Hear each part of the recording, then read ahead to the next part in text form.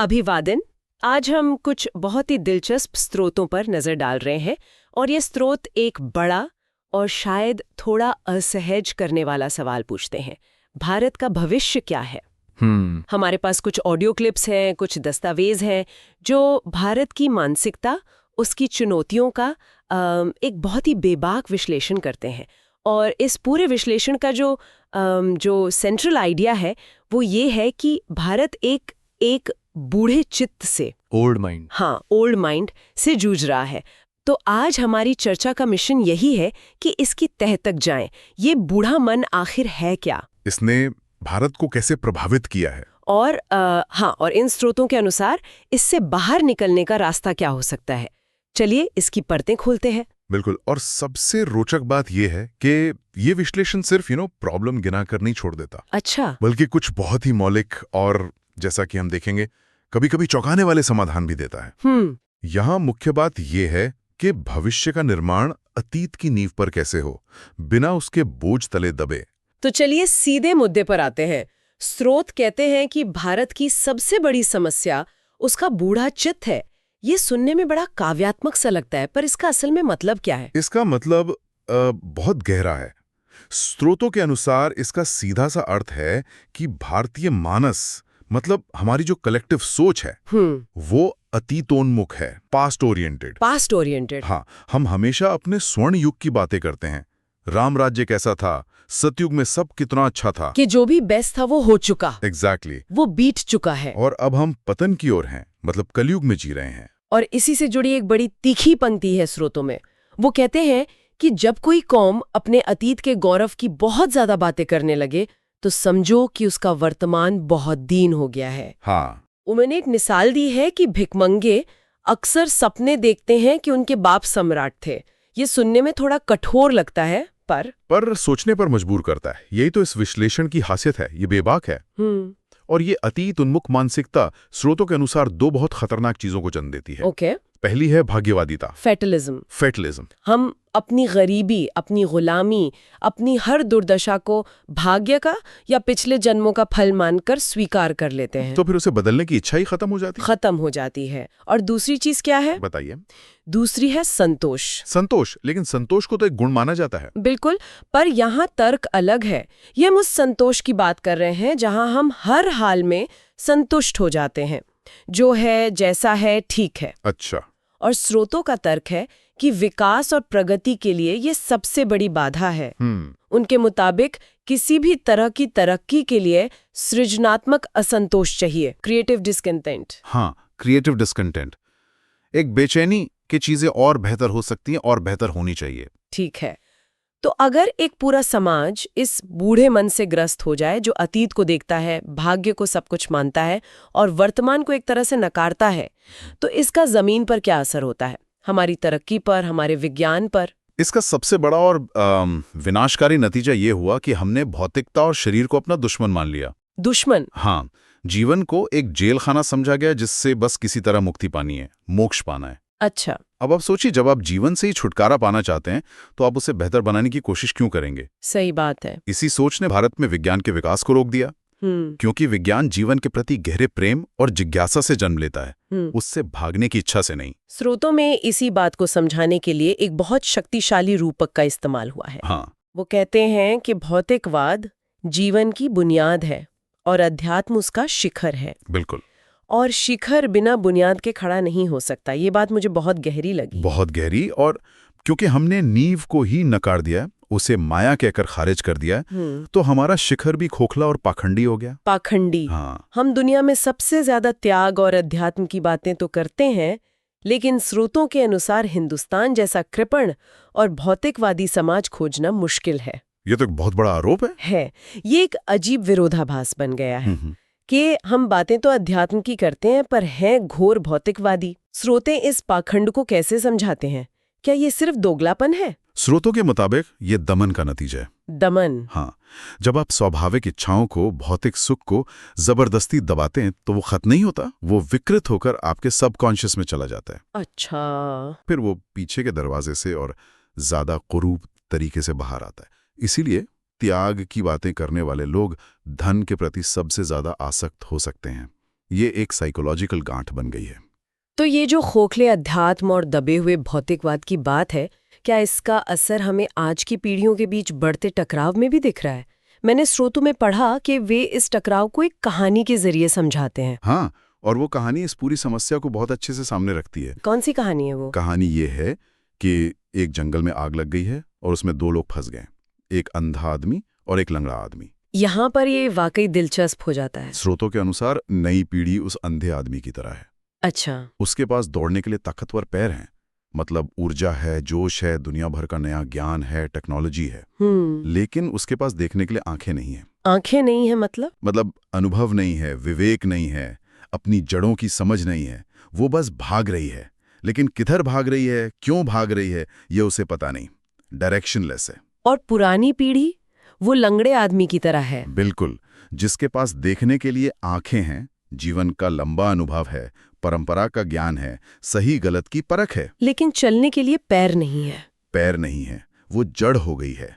उसमें बदलने की, नई चीजों को अपनाने की क्षमता खत्म हो गई है। वो देख तो सकती है कि खतरा किधर है, पर उस तरफ से हट नहीं सकती। तो समाधान क्या है? समाधान ऑब्वियस है, लेकिन मुश्किल है। क्या? समाधान ये है कि लंगड़ा आदमी अंधे आदमी के कंधे पर बैठ जाए। अंधा चले और लंगड़ा चलाए। एग्जैक्टली। यानी युवा पीढ़ी की शक्ति, ऊर्जा और नई तकनीक का इस्तेमाल हो, और पुरानी पीढ़ी का अनुभव और विवेक उसे दिशा दे। दोनों का सहयोग। दोनों का सहयोग ही जंगल की आग से बाहर निकलने का एकमात्र रास्ता है। ये तस्वीर दिमाग में रह जाती है। एक पीढ़ी जिसके पास ऊर्जा है पर दिशा नहीं, और दूसरी जिसके पास दिशा है पर ऊर्जा नहीं। और स्रोतों इस बारे में एक कड़ी चेतावनी भी देते हैं ना? हाँ, एक बहुत ही सीधी चेतावनी। वो कहते हैं कि अगर ये सहयोग नहीं हुआ, अगर अहंकार के चलते दोनों ने एक दूसरे का हाथ नहीं थामा, तो दोनों ही जंगल की आग में जलकर मर जाएंगे। और यहाँ जंगल देश का प्रतीक है। तो अगर समस्या इतनी गहरी है, पीढ़ियों में टकराव है, मानसिकता में जड़ता है, तो समाधान क्या है?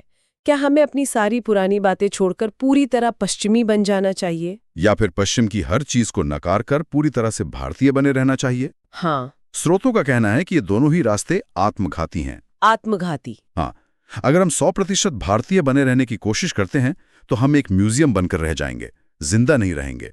और अगर हम 100% पश्चिमी बनने की कोशिश करते हैं, तो हम नकलची बंदर बन जाएंगे। बिल्कुल, हमारी अपनी जड़ें ही कट जाएंगी, हम कहीं के नहीं रहेंगे। तो फिर रास्ता क्या है, अगर ये दोनों ही गलत है? रास्ता एक समन्वित, या कहें कि संकर यानी क्रॉस ब्रीड संस्कृति बनाने का है। Cross breed? हाँ, ये शब्द बहुत महत्वपूर्ण है। ये सिर्फ दोनों का बेस्ट ले लो जैसा आसान फॉर्मूला नहीं है। अच्छा। ये एक गहरी रासायनिक प्रक्रिया की तरह है, जहां 2 अलग अलग तत्व मिलकर कुछ बिल्कुल नया बनाते हैं।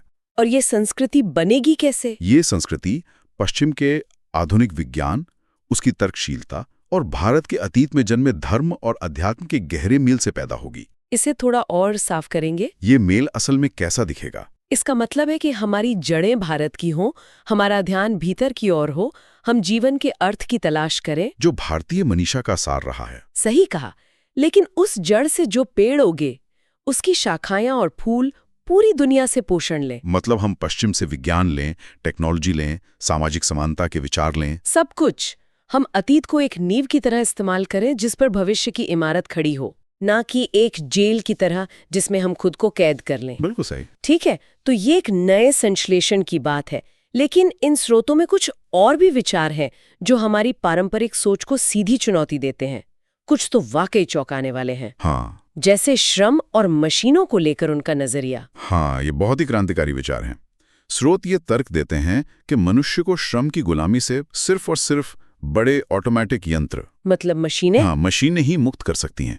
उनका कहना है कि मनुष्य का सारा विकास, सारी कला, सारा साहित्य, सारा दर्शन वो खाली समय में पैदा हुआ है, लेजर टाइम में, जब इंसान को पेट भरने की चिंता से फुर्सत मिली। तभी उसने चांद तारों को देखा और ऊंचे विचार सोचे। लेकिन अक्सर तो गांधीवादी विचारधारा में चरखे जैसे छोटे यंत्रों को बढ़ावा दिया जाता है, स्वावलंबन के प्रतीक के तौर पर। और स्रोत इस विचार को पूरी तरह से खारिज करते हैं। पूरी तरह से? हाँ, उनका तर्क है कि चरखा जैसे छोटे यंत्र आदमी का समय ज्यादा लेते हैं और उत्पादन बहुत कम करते हैं। वे आदमी को दिन भर काम में उलझाए रखते हैं, जिससे उसे सोचने, समझने या कुछ नया रचने का खाली समय ही नहीं मिलता ही नहीं। वे कहते हैं कि असली आज़ादी तब मिलेगी जब मशीनें सारा नीरस और थकाने वाला काम कर लेंगी और इंसान के पास अपनी रचनात्मकता और चेतना के विकास के लिए भरपूर समय होगा। ये एक बिल्कुल ही अलग नजरिया है। और अगर ये विचार विवादास्पद था, तो जनसंख्या को लेकर जो चेतावनी दी गई है वो तो और भी ज्यादा कठोर है। हाँ, और स्रोतों में इसे बिना किसी लाग लपेट के कहा गया है। क्या कहा गया है? वे कहते हैं कि आज के समय में जनसंख्या वृद्धि हत्या से भी ज्यादा खतरनाक अपराध है। ये तो बहुत ही कठोर वाक्य है। बहुत कठोर। लेकिन इसके पीछे का तर्क ये है कि बढ़ती आबादी हर तरह की प्रगति को, हर योजना को, हर विकास को खा जाती है। मतलब आप एक के लिए स्कूल बनाते हैं और जब तक वो बनता है 10 नए बच्चे पैदा हो जाते हैं। ये तो बहुत ही कठोर चेतावनी है।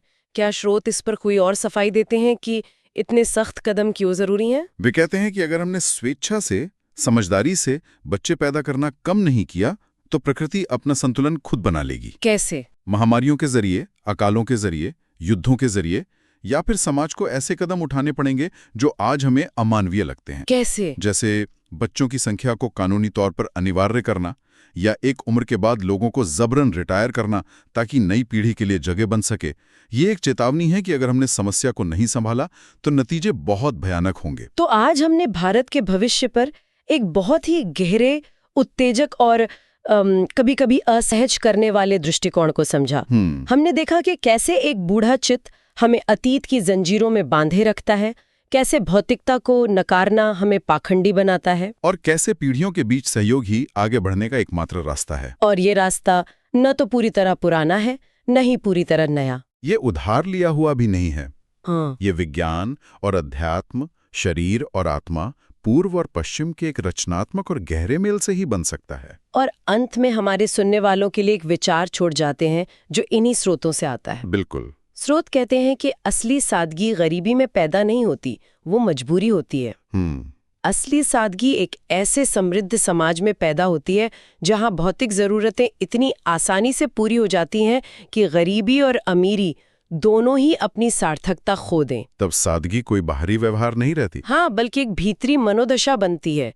ये विचार हमें सादगी और आध्यात्मिकता के हमारे पारंपरिक अर्थों पर दोबारा सोचने के लिए मजबूर करता है।